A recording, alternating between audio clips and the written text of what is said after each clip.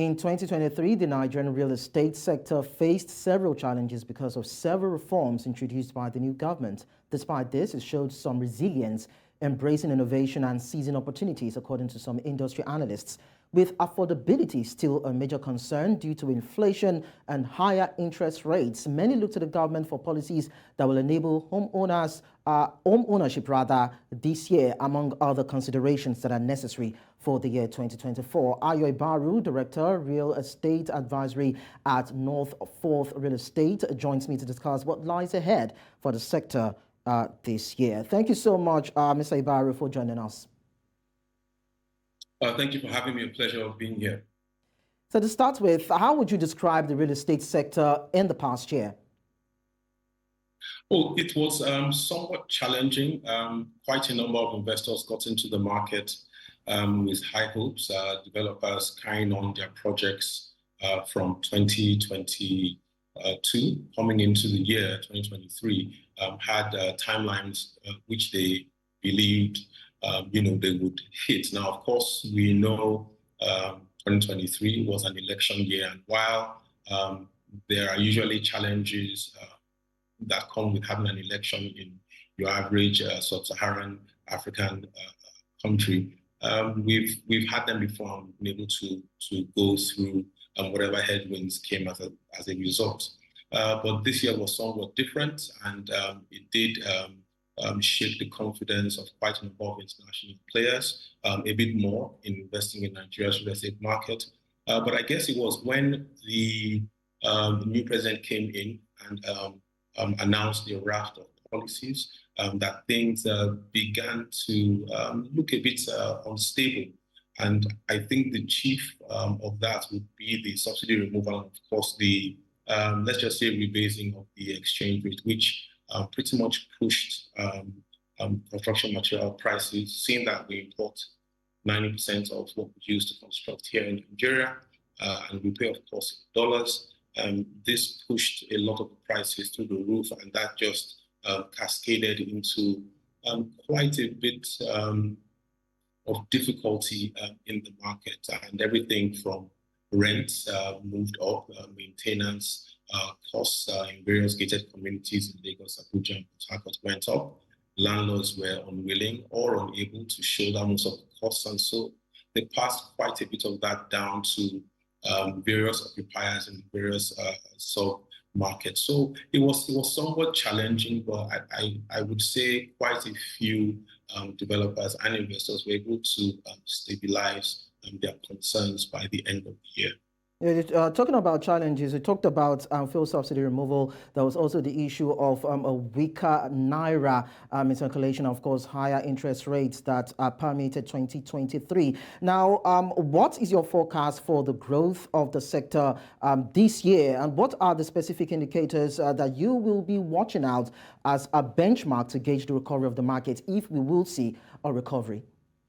It's a very good question you asked. So typically, you want to start from how the economy is likely to perform. And one of the key indicators, yes, we look at interest rates, and then we look at, of course, the exchange rate, which you rightly mentioned, and of course, inflation. But another thing we can look at here is the budget, and that's where you start to see some signs. Yes, I know that the budget office has been roundly criticized for quite a number of gaps they appear to have made. But when we look at the healthcare budget, for example, which perennially receives far less than the AU agreed percentage of the total budget, you find out that our capex, as far as the 2024 budget is concerned, is about 408 billion, and a significant proportion of that, of course, being capital expenditure driven, is going to the construction of hospitals, and then, of course, the refurbishing of existing hospitals nationwide. Now, what does that do? Essentially, it increases the value for healthcare real estate and healthcare assets, which is one untapped area that we have been unable to make the most of over the last couple of years now, either because of necessity or because of the apparent gaps revealed by the COVID pandemic. The federal government has rightly decided to invest in healthcare real estate, and that, of course, will find its way into other areas, such as supply chain, and then of course logistics by extension. Another thing we can look at here is the market for mid-market housing, and by that I mean, because people always ask me, what about luxury? Are they not affected by the economy? And the short answer to that is no, because they operate by certain extreme or tail-ended economic laws, right? They don't work with standard demand and supply, and they're insulated from the various costs that drag other construction projects down. So mid-market housing should see a bit of growth because developers in Nigeria have become more resilient over the years, and they're looking and they are familiar with how things can change quickly. So a few projects might be slowed down, but eventually they will be pushed across the finish line. Another area here is industrial. And by industrial, I mean not just manufacturing, but the market for warehousing and logistics, which of course has been on the increase since the pandemic. And demand for warehousing, grade A to grade B, grade C.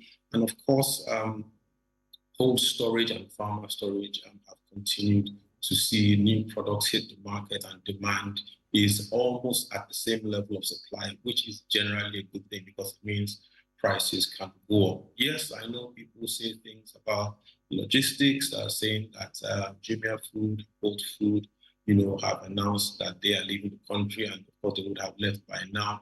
And of course, the official reason that they gave was economic challenges, which of course, anyone expects coming into a market as diversified or as challenging as Nigeria.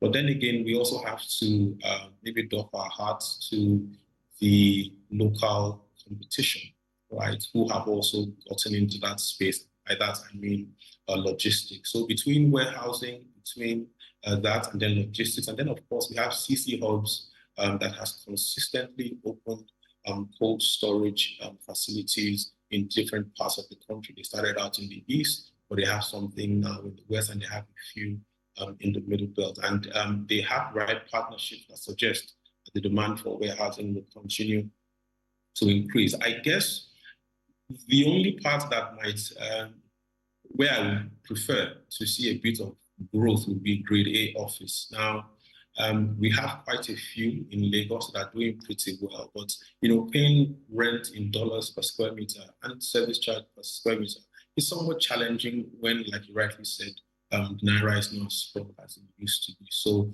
there are a few ideas that are being implemented, and we do hope to see a recovery. Finally, before I let you ask the next question, is the market for mixed-use development, which at my company we're fortunate enough to have identified, going through quite a bit of the data from the leading cities. Mixed-use developments have one strong point, and they insulate the total development against the various undulating performance numbers, either in residential or in office or in retail, and even now increasingly so in entertainment. Seeing that Nollywood is with each outing showing us that we should have paid more interest to the market for entertainment, building sets and building locations, we can expect them to begin to play more on the buy side of real estate assets.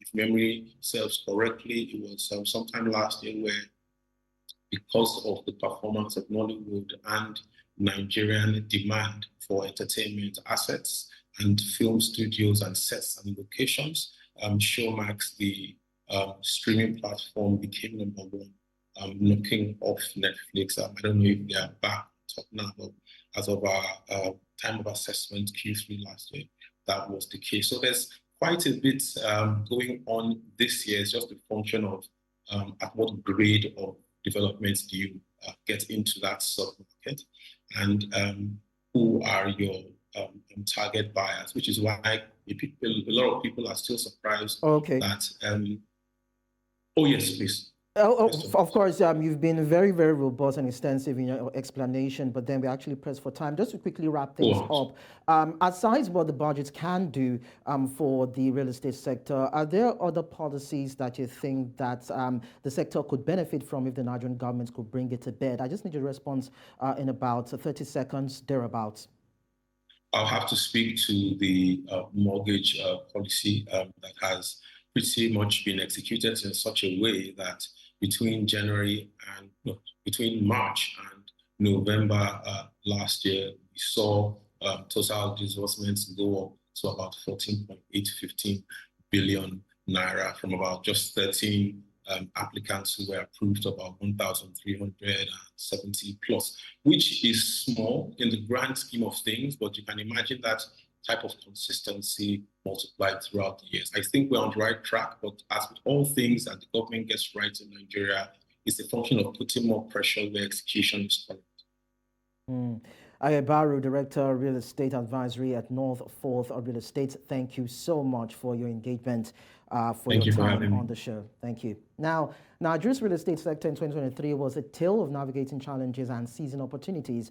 As the dust settles from the initial reform wave, the industry's ability to adapt, innovate, and of course address affordability issues will be crucial in determining its future trajectory starting from this year, 2024.